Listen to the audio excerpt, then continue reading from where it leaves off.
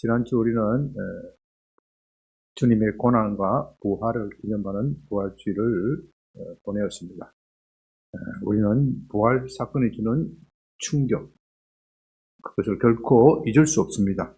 우리 주님께서 고난 받으시고 부활하심으로써 마침내 우리가 새 생명을 얻은 것입니다. 오늘 본문은 부활의 주님께서 제 아들과 작별하고 이별하고 다시 하늘로 올라가시는 그 장면입니다. 주님은 이제는 다시는 육신의 몸으로서는 제 아들과 함께 있지 않을 것입니다. 이 땅을 떠나시면서 마지막으로 간곡하게 제 아들에게 당부합니다. 너희는 부활의 정인이 되어라. 예루살렘과 온 유대와 사마리아와 땅 끝까지 가서 내 정인이 되어라. 그러므로 이제는 제자들은 주님이 다시 오실 때까지 부활의 정인이 되는 사명이 있습니다. 그 사명은 우리가 어떤 것보다도 중요합니다. 심지어 그들의 목숨보다도 중요합니다. 그러나 제자들은 주님께서 성천하시는 바로 이 순간에 그것을 전혀 생각하지 못합니다. 그저 하늘로 올라가시는 주님을 넋을 놓고 바라봅니다. 그때 호련히 두 천사가 나타나서 말합니다. 갈릴리 사람들아, 너희가 어찌하여 하늘을 쳐다보냐? 이 예수는 하늘로 가신 그대로 다시 오신다. 그 말은 현실로 돌아와서 당신들의 사명을 다하시오. 또한 그 명령은 우리 믿는 모든 사람을 위한 것입니다. 그리스도인이 된다는 것은 곧 주님의 제자가 된다는 것입니다. 우리가 주님의 제자라면 당연히 주님의 고난과 부활을 전해야 합니다. 그리스도인이라고 하면서 나는 제자가 아니다. 그런 것은 있을 수가 없습니다. 저와 여러분은 주님의 정인이 되는 것, 이 사명을 귀하게 생각하시기 바랍니다. 사도행전 1장 6절에서 8절 그들이 모였을 때 예수께 여쭈어 이르되 주께서 이스라엘 나라를 회복하심이 이때니까 이르시되 때와 시기는 아버지께서 자기 권한해 주셨으니 너희가 알 바가 아니요 오직 성령이 너희에게 임하시면 너희가 권능을 받고 예루살렘과 온 유대와 사마리아와 땅 끝까지 이르러 내 정인이 되리라. 부활하신 주님은 40일 동안 이 땅에 계시면서 제 아들에게 하나님 나라를 가르쳤다고 했습니다. 오늘 본문은 그 40일이 끝나고 주님께서 다시 그 계시던 곳 하늘 아버지께로 돌아가시는 장면입니다. 주님은 세상을 떠나지만 세상 끝날에 다시 오실 것입니다. 그러나 그날이 언제인지는 아무도 모릅니다. 그러나 제자들은 주님을 보내드릴 준비가 되어 있지 않습니다. 지금 가시는 다시는 볼 수 없을 것이다.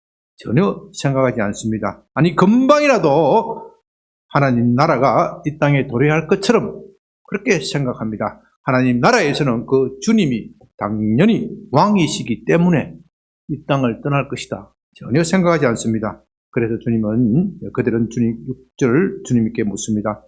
주께서 이스라엘 나라를 회복하실 때가 지금 이때입니까? 그들이 생각하는 하나님 나라는 이스라엘 나라이고 그것은 곧 다윗과 솔로몬의 옛 영광을 회복하는 겁니다. 그러나 하나님 나라는 그런 것이 아니죠. 다윗과 솔로몬의 영광이 회복되더라도 인간의 근본적인 문제가 해결되지 않습니다. 우리 속에 있는 죄성이 극복되어야 합니다. 주님은 바로 그 문제를 해결하기 위하여 이 땅에 오셨습니다. 주님의 고난과 부활은 바로 그것을 말합니다. 우리의 죄를 깨끗이 씻겨주시고 새 생명을 주는 것입니다. 주님은 40일 동안 바로 이런 것을 가르쳤지만 제자들이 제대로 이해하지 못하고 있습니다. 그래도 주님은 이 땅을 떠나야 합니다. 그래서 마지막 7절, 8절에서는 이렇게 당부하면서 말씀하십니다. 때와 시기는 아버지께서 자기 권한해 주셨으니 너희가 알 바 아니요 오직 성령이 너희에게 임하시면 너희가 권능을 받고 예루살렘과 온 유대와 사마리아와 땅 끝까지 이르러 내 정인이 되리라. 너희가 지금은 내 말을 제대로 이해하지 못하고 있구나. 그러나 내가 하늘로 올라가면 아버지께로부터 성령을 받아서 너희에게 보내어줄 것이다. 너희가 성령을 받을 그때가 되면 내 말이 무엇을 말하는 것인지 알게 될 것이다. 그러므로 너희는 가서 어떻게 하라고요? 성령을 기다려라. 성령을 기다려라. 그래야 나의 정인이 될 수 있다. 성령을 받아서 땅 끝까지 복음 전하라. 그것이 주님의 마지막 당부입니다. 9절, 이 말씀을 마치시고 그들이 보는 데 올려져 가시니 구름이 그를 가리어 보이지 않게 하더라. 예수님의 마지막 말씀은 성령 받기를 기다리라는 겁니다. 그렇게 되면 그들이 권능을 받아서 예루살렘과 온 유대와 사마리아와 땅끝까지 이르러 주님이 정인이 된다는 겁니다. 그러므로 이제 그들은 주님이 말씀하신 그대로 성령을 기다려야 합니다.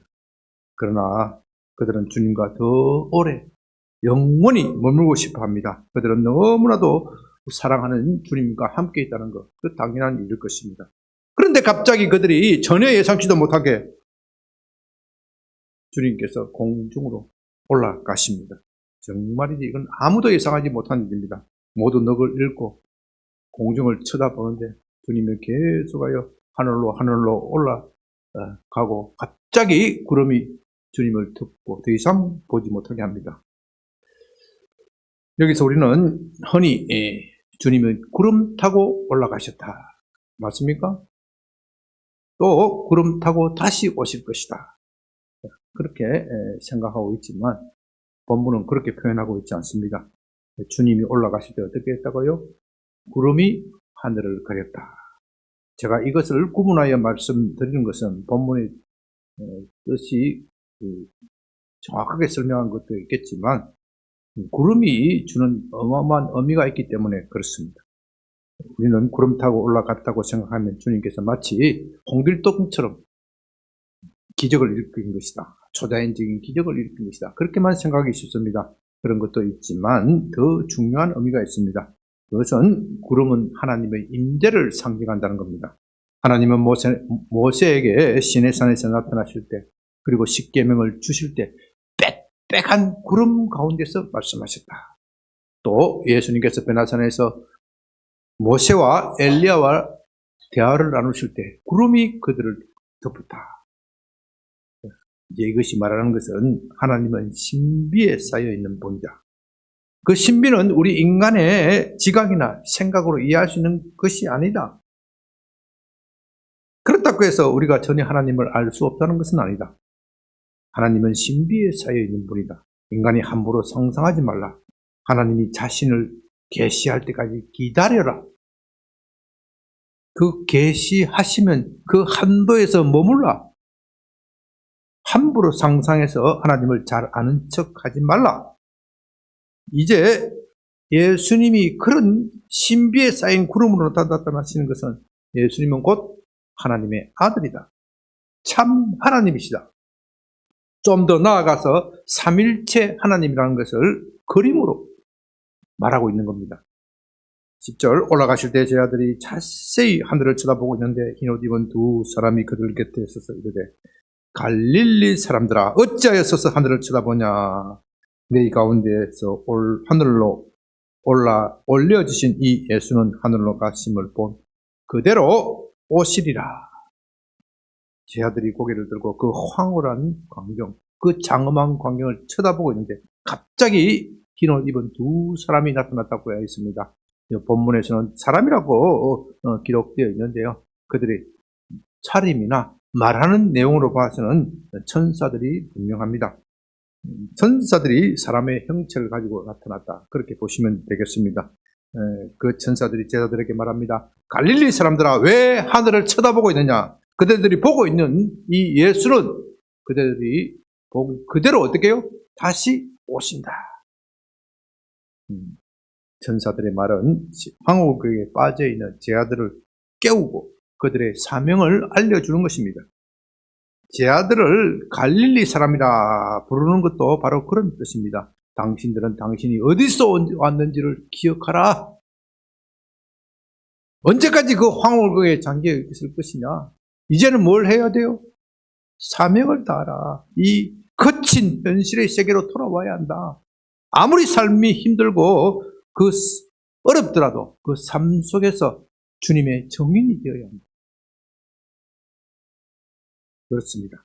제 아들이 지금 보고 있는 장면이 아무리 장엄하고 황홀할지라도 거기에만 머물 수 없습니다. 우리가 교회에서 예배드리고 기도회 하고 할 때 아무리 그 체험이 강하고 짜릿하더라도 거기에 머물 수만은 없습니다. 현실의 세계에서 내려가서 주님의 정인이 되는 삶을 살아야 합니다.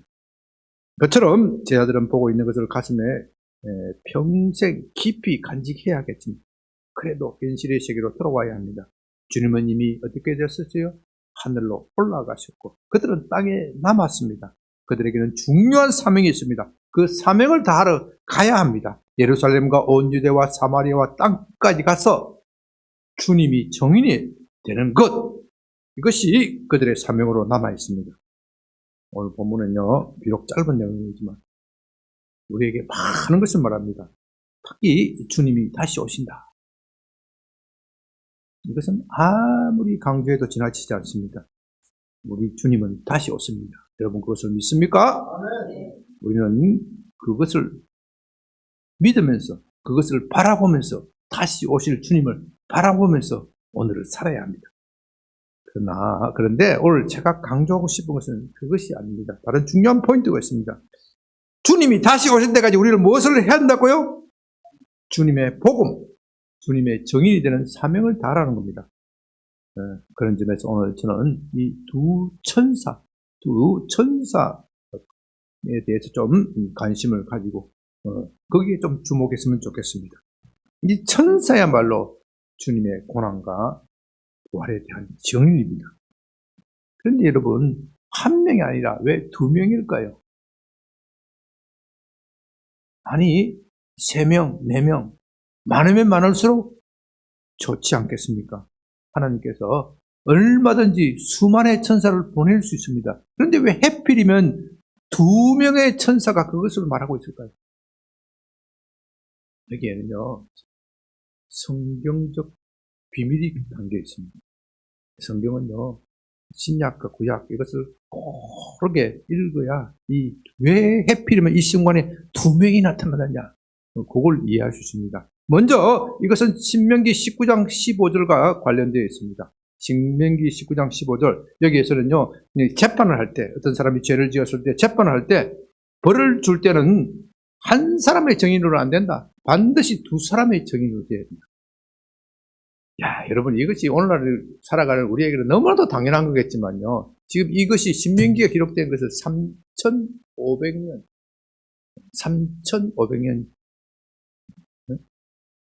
우리나라 당군 시대라고 하는데 그 기록이 있지도 않는 그런 시대예요. 그런 시대에 재판은 어떻게 해요? 재판장이 하고 싶은 대로 하는 거예요. 재판장이 유죄를 하면 유죄 만드는 거예요. 어떻게 해요? 우리나라도 조선시대에 어떻게 해요? 내 죄를 내가 알렸다. 정거고 나발이 나오면 안 되는데 뭐 정거 이런 거 필요 없어. 재판장이 죄를 만드는 거예요. 증거가 없으면 어떻게 해요? 증거가 나올 때까지 죽도록 족치는 거예요. 곤장을 때리면서 형태를 쥐어 뜯으면서 자백을 만들어내는 거예요. 그런데 이 3,500년 전 성경에는 어떻게 돼요? 반드시 증거에 의해서 재판하라는 거예요. 그 당시 고대 세계에서는 이런 법제가 없어요. 그것도 한 사람의 정의로 안 된다.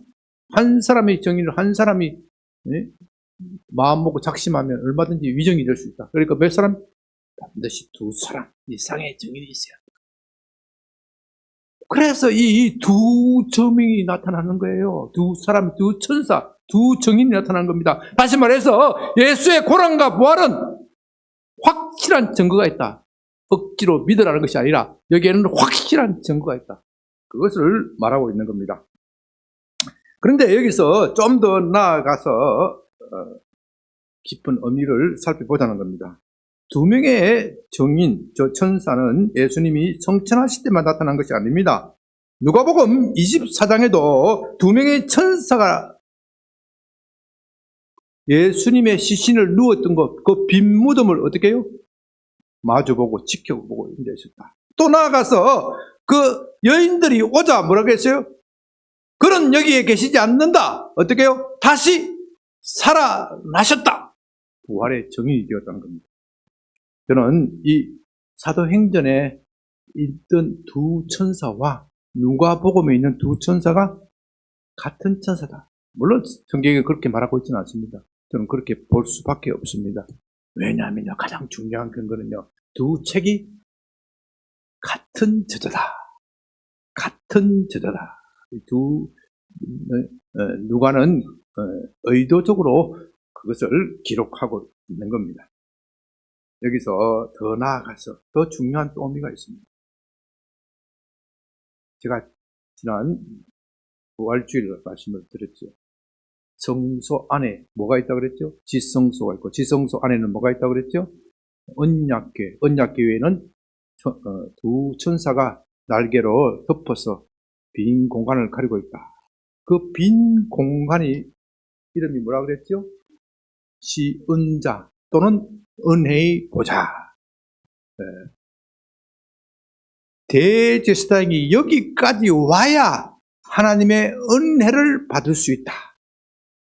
그런 뜻입니다. 그런데 그 시은자 은혜의 보좌에 그 이름이 또 다른 중요한 이름이 있어요. 속죄소. 속죄소. 여기서 하나님께서는 이스라엘 백성들을 만나고 그들의 죄를 사해 주시고 은혜를 베푸신다. 속죄소라는 말이 담겨 있습니다. 여러분, 이게 참 연상이 되지 않습니까? 그 언약궤에 있던 두 천사가 예수님이 부활할 때 어디 왔었다고요? 빈 무덤 속에서 무엇을 지키고 보고 있었다고요? 예수님이 누웠던 시신. 그 시신을 바라보고 있었다. 그 예수님이 누우시던 시신이 그 자리가 뭐라고요? 시은자, 은혜를 베푸는 자리. 더 나아가서 속죄소. 예수님께서 고난받으시고 부활하심으로써 너희의 모든 죄가 사해졌다. 속죄되었다. 그것을 정언하고 있는 겁니다. 동물의 피, 구약의 제사에서는 동물의 피가 사람을 대신하여 죽었습니다. 그러나 여러분, 소나 양과 같은 동물의 피가 어떻게 사람을 대신하여 죽을 수 있겠습니까? 그러므로 그것은 하나의 그림자입니다. 그 그림자 실체는 무엇이냐? 예수님의 십자가에서 대속적 죽음이 실체입니다. 바로 천사들이 그것을 말하고 있는 겁니다. 그러니까 이 천사들의 사명이 얼마나 중요한 것입니까? 그들은 그리스도의 고난과 부활에 대한 확실한 정인이 되었습니다.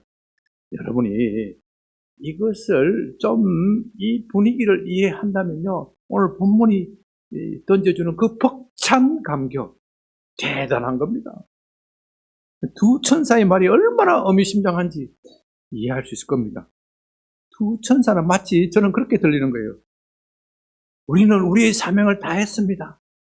이제는 제자들인 당신들이 그 일을 해야 합니다. 그렇게 말하고 있는 겁니다. 그래서 오늘 본문은 사역의 개성. 전에는 누가 했다고요? 천사가 하던 그 사역을 누가 했다고요? 지금 누가 한다고요? 제자들.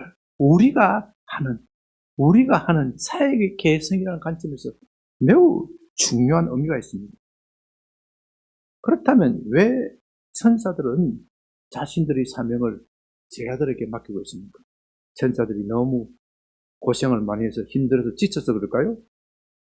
인간적으로 생각하면은 우리가 하는 것보다도 천사가 하는 것이 훨씬 더 잘할 것이 아니겠습니까? 지금도요, 천사들이 완전히 철수한 건 아니에요. 가끔 나타나서 일하신다고 그러잖아요. 이런과 같이 참 기독교를 극단적으로 박해하는 나라, 사람이 전할 수 없는 나라에 천사들이 가서 어떻게 해요? 꿈에 나타나서 복음을 전했더니 아주 집단적으로 회심하고 돌아오더라. 그런 보고가 많이 있습니다. 아니, 그런 극단적인 나라뿐만 아니라 대한민국에서 와서 해주시면은 얼마나 좋겠어요. 양변교회 5월 17일 날 전도대회를 여는데 하나님이 전부 막 우리가 전도 대상 이름 적어놓으면 꿈에 딱 나타나서 너 양변교회 5월 17일 안 가면 죽어? 응? 그러면 얼마나 좋겠어요. 그러나 여러분, 현실은 그렇지 않습니다.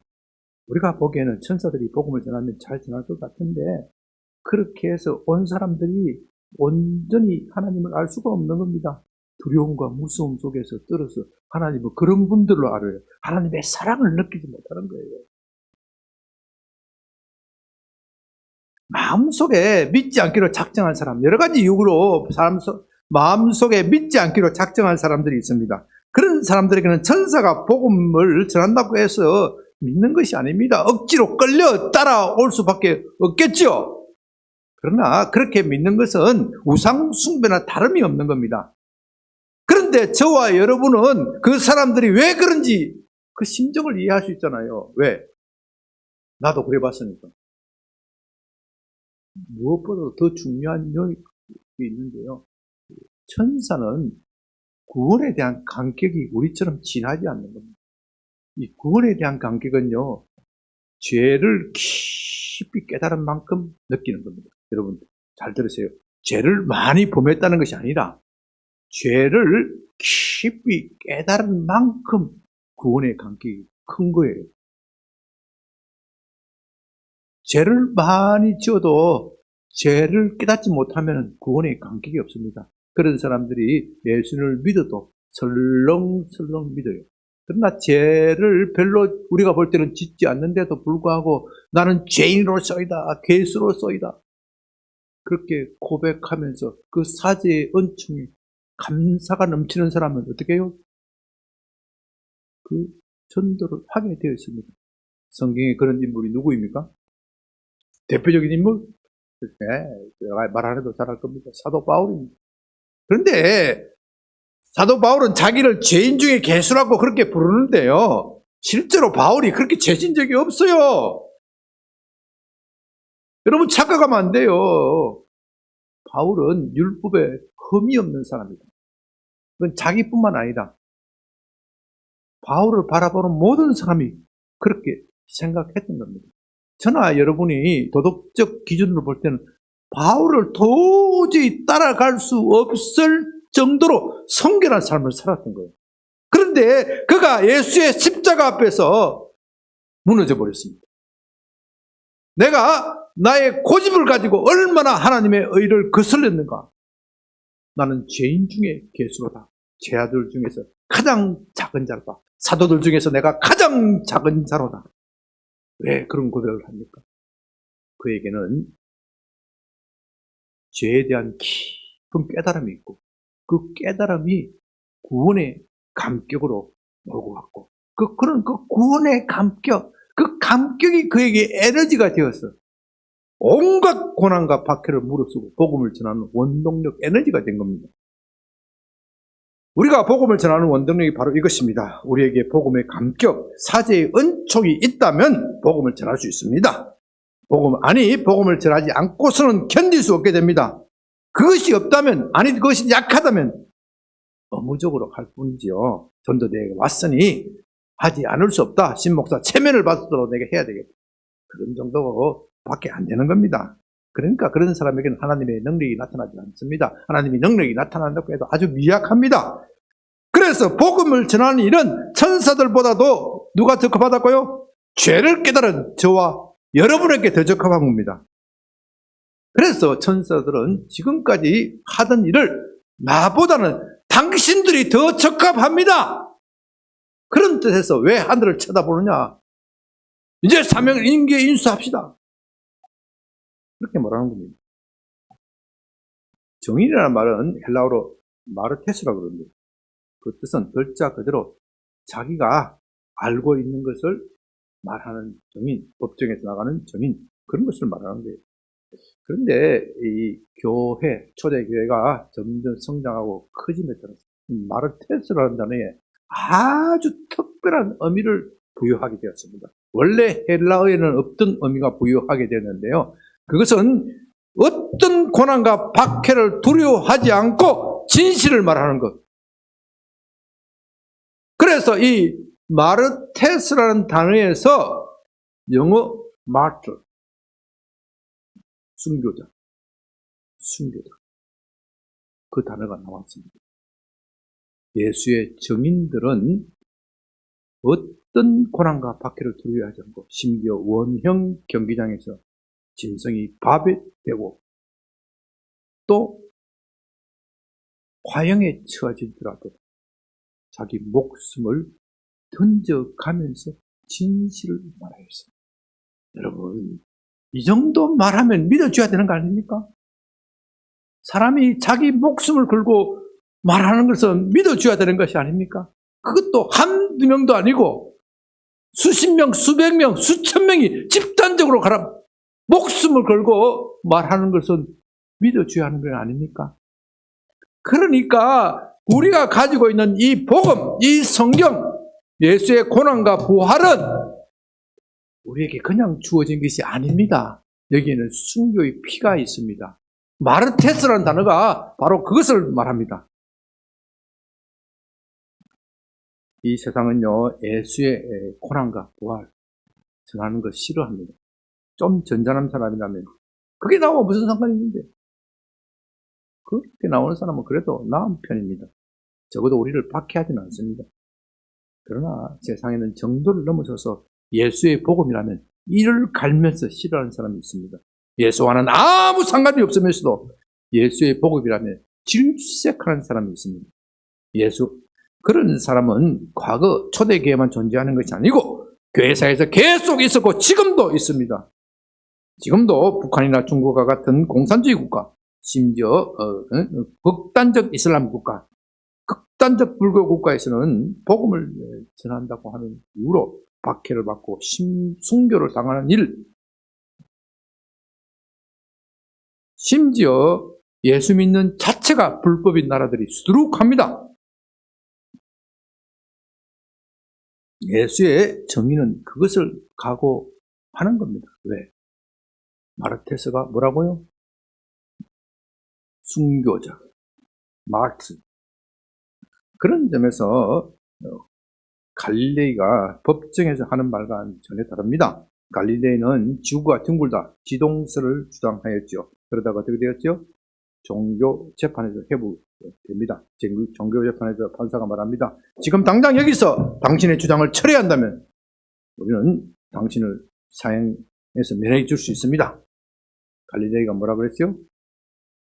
철회하겠습니다. 법정을 나오면서 뭐라고 합니까? 그래도 지구는 돈다. 갈릴레이가 과연 그 말을 했는지 안 했는지 의문이 있습니다. 그러나 중요한 것은 갈릴레이가 왜 자신이 그토록 주장하던 지동설을 포기했을까요?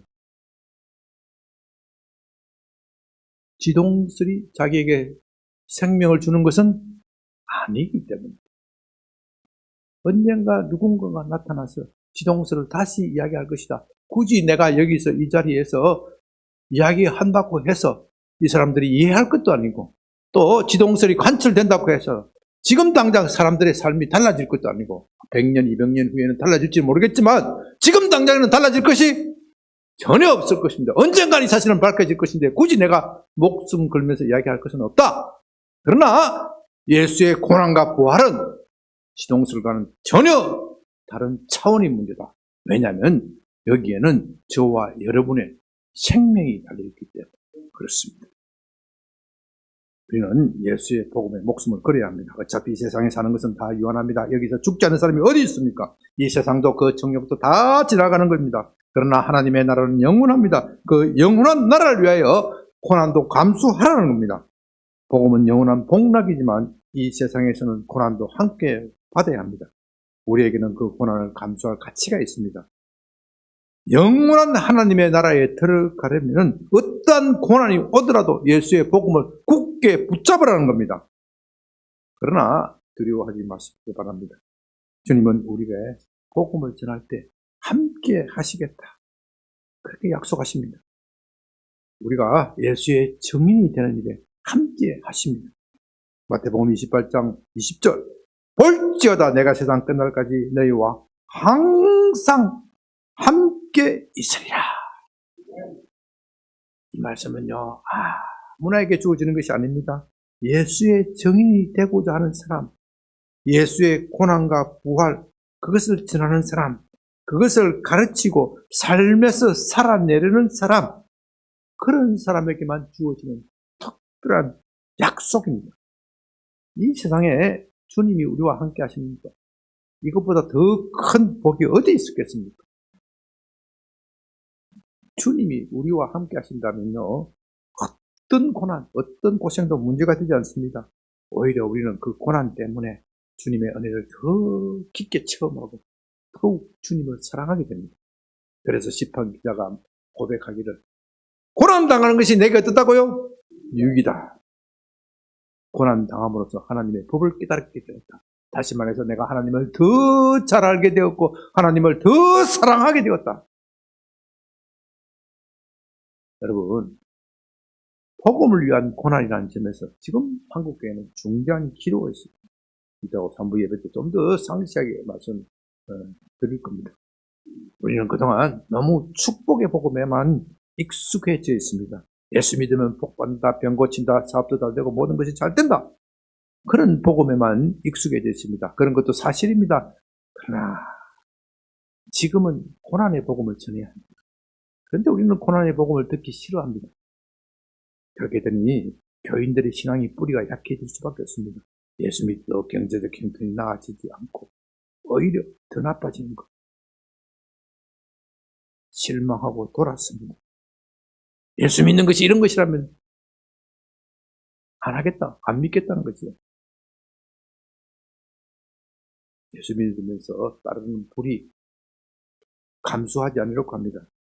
물론 한국에서는 외형적인, 대대적인 박해 그런 것은 없습니다. 그런 점에서 우리는 정말 축복받은 나라에서 살고 있습니다. 그러나 복음에 대한 차가운 시선 얼마든지 차별 감지할 수 있습니다. 내가 예수 믿는 사람이라는 것을 알면 사람들이 어떻게 생각하겠어요? 나를 편협한 사람이다. 예수 믿어도 좀 우아하게 믿지. 여기서 오리지널 복음 전하면요, 예수의 피, 고난과 부활을 전하면요, 사람들이 편협한 사람이다. 예수 믿고 점잖게 행동하고 사랑으로 이야기하고 어디 전쟁이 일어나면 전쟁하면 안 되지. 평화를 위해서 기도합시다. 와 하고 나이스하게 보이잖아요. 와하게 나이스하고 보이고 그런 이야기를 듣기 좋아하지. 예수의 피, 예수의 고난이 온 세계를 덮어야 한다. 그거 싫어해요. 그래서 이렇게 말하는 사람은 편협한 사람이다. 어떻게 기독교만 구원이 있다고 말하느냐. 내가 그것을 내 삶에서 말하면 사업에 불이익이 있을 것이다. 직장에서 승진이 되지 않을 것이다. 학교에서 따돌림을 받을 것이다. 이런 불안이 우리 속에 있습니다. 여러분들도 있고 저도 마찬가지 그런 불안이 있습니다. 여러분들이 그것을 느끼지 않았다면 왜 복음을 전하지 못했겠습니까? 그러나 여러분 두려워하지 마시기 바랍니다. 이 세상에 있어의 성공보다는 복음 전하는 일, 이 일에 목숨을 걸어야 합니다. 예수는 우리에게 생명을 주시는 분이고 생명보다 더 소중한 것이 어디 있겠습니까? 우리는 이 생명의 복음을 우리 생명을 다하여 전해야 합니다. 육체의 생명을 잃고 영원한 생명을 얻는 것입니다. 그러나 좀 감사하겠죠. 주님은 영원한 생명뿐만 아니라 이 생에서도 복을 주시겠대요. 다만 이 생에서는 무엇과 함께? 고난과 함께 주시겠대요. 그래야 우리가 교만치 않고 더욱더 하나님을 보존하고 하나님과의 사랑 관계가 깊어지기 때문에 그런 겁니다. 그러니까 여러분은 고난을 두려워할 필요가 없어요. 마지막으로 명심해야 될 것은 좀 중요한 말씀을 드립니다. 복음 전하는 일은 우리 힘으로 하는 것이 아니라는 겁니다. 이것은 전적으로 하나님의 능력, 성령의 능력으로 하는 겁니다. 그렇기 때문에 예수님께서 이 땅을 떠나면서 마지막으로 제자들에게 부탁하시는 말씀 뭐지요? 무엇을 기다리라? 성령을 기다리라. 성령 받는 일이 왜 그렇게 중요할까요? 여기에는 중대한 영적인 이유가 있습니다. 우리가 복음을 전한다는 것은 여러분 잘 들으시기 바랍니다. 그냥 그 사람을 설득하는 것이 아니에요. 좋은 말로 그 사람을 설득하는 것이다 생각하기 때문에 복음을 전도하는 데 실패해요. 복음을 전하는 일은요, 마귀에게 사로잡힌 자를 구해내는 겁니다. 우리 눈에 보이기에는 그것이 보이지 않지만 영적으로는 그런 의미가 있다는 겁니다. 여러분 한번 생각해 보십시오. 이 믿지 않는 사람들 가운데에서 정말 우리보다도 흠이 없고 도덕적으로 뛰어난 사람들이 들어 있습니다. 그런데요, 믿지 않는 사람들 가운데 정말로 하나님께 감사하고 창조주 하나님께 감사하고 찬양을 올리는 사람이 어디 있습니까? 여러분 그런 사람 보셨습니까? 없어요. 그러니 모든 사람은 다 죄인이라는 겁니다. 모든 사람은 자기를 지으신 창조주 하나님보다는 자기를 더 사랑하고 자기를 더 자랑합니다. 사탄은 이 인간의 이 본성적 죄성을 악용하여 사람을 자기의 포로로 만드는 겁니다. 죄와 사탄 이 두 개가 결합돼서 이 사람 마음속에 견고한 진이라고 그랬어요. 성경에서는 그것을 견고한 진을 형성하고 있다. 이 진이 무너지기 전에는 그는 결코 복음을 받아들일 수 없다. 그래서 에베소서에서는 어둠의 세상 공중 권세 잡은 자가 그의 눈을 가리고 있다. 이 견고한 진, 눈에 가려진 이 비늘이 벗겨져야 되는 겁니다. 그렇기 때문에 우리가 복음을 전하기 전에는 이 사탄의 견고한 진을 무너뜨려야 합니다. 사람 안에 있는 복음을 거부하는 완고한 힘을 제압해야 합니다. 예수님은 이것을 가지고 집 안에 있는 강한 자를 먼저 결박해야 그 집의 물건을 차지할 수 있다. 다시 말해서 사탄을 결박해야 사탄이 가지고 노는 그 포로를 구해낼 수 있다. 여러분 한번 보십시오. 여러분들이 복음을 전하기 위해서 특별히 사랑하는 사람, 자신의 남편, 아내, 자식, 부모 전도하려고 얼마나 애를 썼습니까? 이 정도 내가 말하면은 어떻게 해요? 내 체면을 봐서라도 교회에 나와야지. 우리 사람 이름을 거명해서 미안하지만 우리 박근사 그 정도 하면 내 아들놈이 교회에 나와야 되고 나왔어요? 그 정도 내가 정성을 기울였으면 나와야지. 나왔다가 안 나왔다가. 왜 그렇습니까? 왜 그렇다고요? 그가 어떻게 되어 있다고요? 견고한 진 속에 있기 때문에. 견고한 진. 첫째는 뭐예요? 그 사람 속에 있는 죄. 두 번째는 뭐예요? 마귀. 이것이 두 가지가 그 사람의 견고한 진을 만들고 있기 때문에 우리가 전하는 복음이 그 귀에 들리지가 않는 거예요. 견고한 진을 무너뜨리기 위해서는 성령의 권능이 필요하다. 성령의 권능이 필요하다. 성령의 권능은 그 견고한 진을 파괴하는 강력이다. 그래서 주님께서는 성령 받기를 어떻게 하라고요? 기다리라. 그냥 기다리는 것이 아니라 뭐 하라고요? 기도하라. 그래서 기도가 견고한 진을 부수는 강력한 무기라는 겁니다. 여러분 요즘 유튜브에 보면 나이가 들어서 그런지 모르지만 국뽕 TV가 잘 나와요. 국뽕 TV 중에 하나가 뭐예요? 네? 대한민국 K9 자주포라 그래요. 네, 여러분 보셨어요? 네? 네, K 방송 중에서도 K9 자주포가 뭐, 야, 올해도 이란과 미국 전쟁하는 거 보니까 미국은 가지도 않고 뭐예요? 미국은 가지도 않고 뭐예요? 완전히 이란을 초토화시켜버리는 거 뭘로? 네?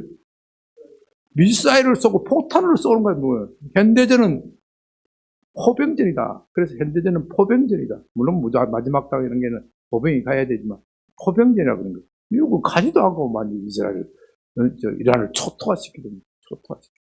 포병전. 네. 네. 우리 근데 그래서 K9 자주포가 엄청 인기가 있다는 거예요. 언제 검증이 됐어요? 네? 언제 검증이 됐어요? 연평도 해전에서 검증되었다는 거예요. 연평도 지금 이제는 막 정원이 들려오는데 처음에 연평도 해전에서 엄청 깨졌잖아요. 엄청 깨졌는데 우리가 반격하기를 뭐 8분인가 8분 만에 반격해서 그 포를 쏜 그 타점에다가 그냥 그대로 꽂았더래요. 그냥 그대로 꽂아지니까 우리 여기에서는 뭐 몇 명 죽기는 했지만 뭐 심각하기는 한데 수백 명이 그냥 날아가 버렸다는 거예요. 그 타점을 그대로 찾아가지고 그대로 포탄을 꽂아 넣어버리니까 그 진지가 지금 위성 사진을 보면 뻥 뚫려있어요. 뻥 뚫려있어요. 그게 연평해전에서 입증이 돼가지고, 야, 대한민국 기술력 대단하다. 제가 지금 국뽕TV 이야기를 하려고 하는 게 아니고요. 여러분, 기도가 이런 겁니다, 기도가. 기도가 뭐라 그랬죠? 견고한 진을 파괴하는 강력이라고 그랬어요. 견고한 진을 파괴하는 강력. 여러분, 고대 세계에서는, 고대 전쟁에서는요, 진을 차지하고 있으면은 결코 뚫을 수가 없어요. 안시성 양반촌이 왜 유명했어요? 성이 있었기 때문에. 당나라 100만 대군을 불과 10,000명의 병력을 가지고 지켜내는 겁니다. 그런데요, 포병이 들어오고 나서는 어떻게 됐어요? 성이 의미가 없어요. 지금 전쟁하는 나라에서 성을 짓는 나라가 있어요? 없어. 성이 의미가 없어. 여러분, 지금 우리에게는 성령이 주어졌기 때문에 사탄의 견고한 진이 의미가 없는 거예요. 이해하시겠어요? 그러니까 여러분들은 교회 안 나오려고 하는 그 자식과 싸우면 안 돼. 싸우면 내 마음만 상하고 지 마음만 상하고 싸울 필요가 없어. 뭘 해야 돼요? 기도해. 내가 성령의 능력을 칵 덧입고 성령께서 역사하시도록 저들에게 가서 역사하시도록 미사일이 K9 자주포가 원점 타격을 하듯이 원점 타격이라는 것은 어떤 그 지점을 바로 때리는 거예요. 원점 타격을 하듯이. 요즘에는 미사일도 성능이 좋아져가지고 초음속 미사일들이 있고 초음속 미사일, 극초음속 미사일도 있고 성령께서 역사하시면요 극 초음속이에요. 극 초음속이에요. 그런데 그것이 갑자기 되는 것이 아니라는 말이에요. K9 자주포가 그냥 나온 게 아니에요. 그동안 꾸준하게 뭐예요? 실험과 연습하고 실전 속에서 나온 거예요. 여러분 기도 한 번 한다고 되는 게 아니라니까. 아유 기도해도 안 되네. 안 되지. 한 번 해니까 안 되지. K9 자주포가 뭐 아무나 만드는 줄 알아요? 만들면 뭐 아무나 만들어서 뭐 어떻게 세상에 그렇게 국뽕TV인지 뭔지 뭐 진짜인지 모르겠는데 K9 자주포 살렸고 온 세계가 줄 서 있대. 이란 미국 전쟁 때문에 더 그렇대.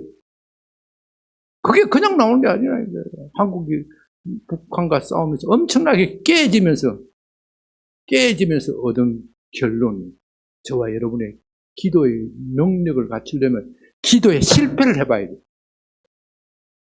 하나님께서 안 들어주시는 그걸 경험을 해야 돼. 경험을 해야 내 기도가 뭐가 잘못됐는지, 내 삶에서 뭐가 잘못됐길래 저 사람 기도는 들으시는데 왜 내 기도는 안 들으시는지 그걸 깨닫는 겁니다. 그러니 여러분은 기도에 실패했다고 해서 주저앉으시면 안 돼요. 말씀을 마칩니다. 예수의 정리된다는 것은 힘들고 고된 일입니다. 그러나 거기에는 무한한 복도 주어져 있습니다. 주님이 우리와 함께 하시는 것, 그것을 체험하는 복입니다. 주님은 복음의 정인과 함께 하십니다. 물론 우리가 복음 전하지 않을 때도 복음 전하지 않는 사람에게도 함께 하시긴 합니다. 그러나 우리가 복음을 전할 때는 더욱 함께 하십니다. 왜냐하면 그것이 주님이 기뻐하시는 일이기 때문입니다. 주님과 함께하는 삶, 생각만 해도 신나지 않습니까? 천사들은 넋을 잃고 하늘을 쳐다보는 제자들에게 말합니다. 언제까지 하늘을 쳐다보시면 가서 뭐라고요? 복음 전하시오. 마찬가지입니다. 저와 여러분이 언제까지 교회에 머물러서 양병계가 좋사옵니까? 은혜 받았습니다. 기뻐하고 즐거워하겠습니다. 교회에서 은혜 받고 기뻐하고 즐거워했다면 어디로 가야 된다고요? 나가서 복음 전하는 겁니다. 기도합니다. 아버지 하나님 감사합니다. 이 중요한 사명 우리에게 일깨워 주심을 감사드립니다. 주께서는 복음 전하는 사람, 예수의 부활의 고난과 부활의 증인이 되는 사람에게 특별히 함께 하시겠다고 약속하셨습니다. 우리의 삶에서, 말에서 예수의 증인이 되게 하여 주시옵소서. 예수님 이름으로 기도합니다. 아멘.